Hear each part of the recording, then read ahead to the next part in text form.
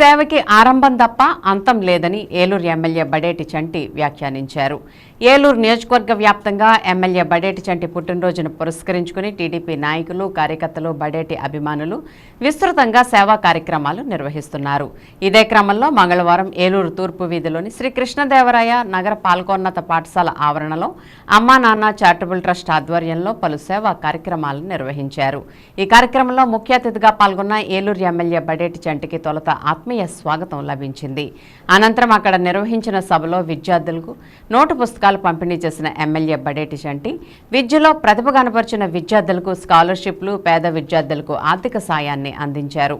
తన పుట్టినరోజు సందర్భంగా 25,000 రూపాయల విలువైన సేవా కార్యక్రమాలతో సమాజంలోని అవసరార్థులను ఆదుకునేందుకు ముందుకు వచ్చిన అమ్మా నాన్న చారిటబుల్ ట్రస్ట్ను ఆయన ప్రత్యేకంగా అభినందించారు.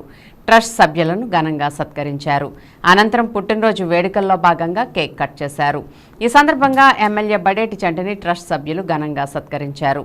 అనంతరం ఎమ్మెల్యే బడేటి చంటి మాట్లాడుతూ సేవకెప్పుడు ఆరంభం తప్ప అంతం లేదని పేర్కొన్నారు.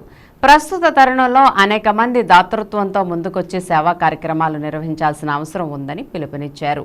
చదువే సంస్కారాన్నిస్తుందని, అటువంటి సంస్కారవంతమైన విద్యను విద్యార్థులంతా అవపోసన పట్టి అత్యున్నత శిఖరాలను అధిరోహించాలని ఆయన ఆకాంక్షించారు.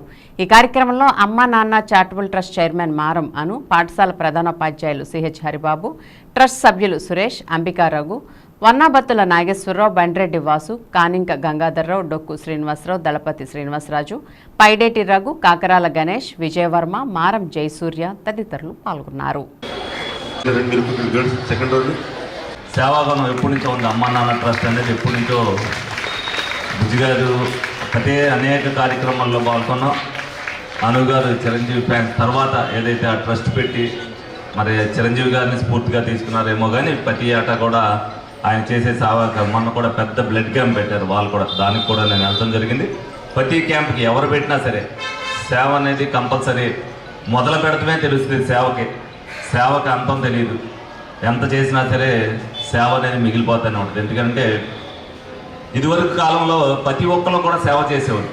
ఎక్కడెక్కడి నుంచి అయినా సరే పాదచారులకు వెళ్ళేటప్పుడు అన్నం తినాలంటే ఫ్రీ, పడుకోవాలంటే ఫ్రీ. ఈ రోజున అవన్నీ మానేశారు. దాతృత్వం అనేది తగ్గిపోయింది.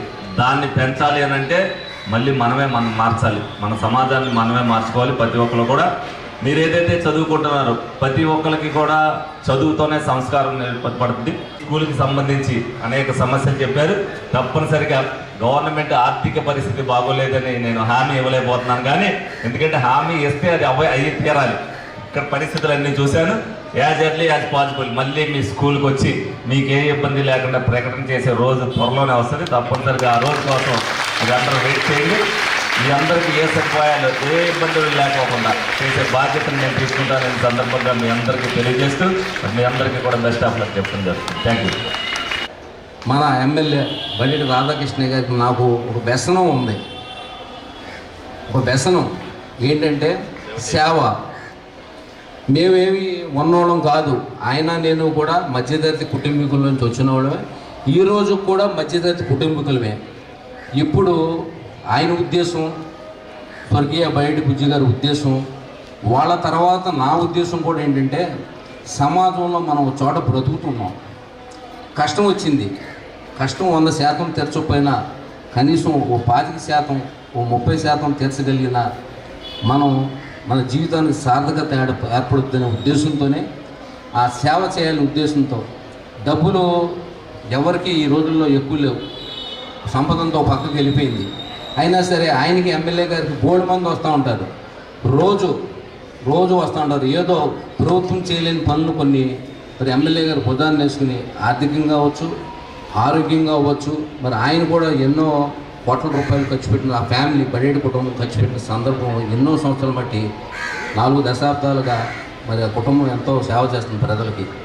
అందువల్ల భగవంతుడు దయతో మీరు అందరూ కూడా చక్కగా మంచి మార్కులు తెచ్చుకుని మీ అమ్మగారు మా నాన్నగారు మాట వింటూ, అలాగే ఉపాధ్యాయుల మాట వింటూ మీరందరూ కూడా భవిష్యత్తులో మరినంత చదువుకొని మీ కాళ్ళ మీద మీరు నిలబడి 10 మందికి ఆదర్శవంతులు అవ్వాలని చెప్పి ఎమ్మెల్యే గారు పుట్టినరోజు సందర్భంగా మరి మిమ్మల్ని అందరినీ కూడా నేను రిక్వెస్ట్ చేసుకుంటున్నాను.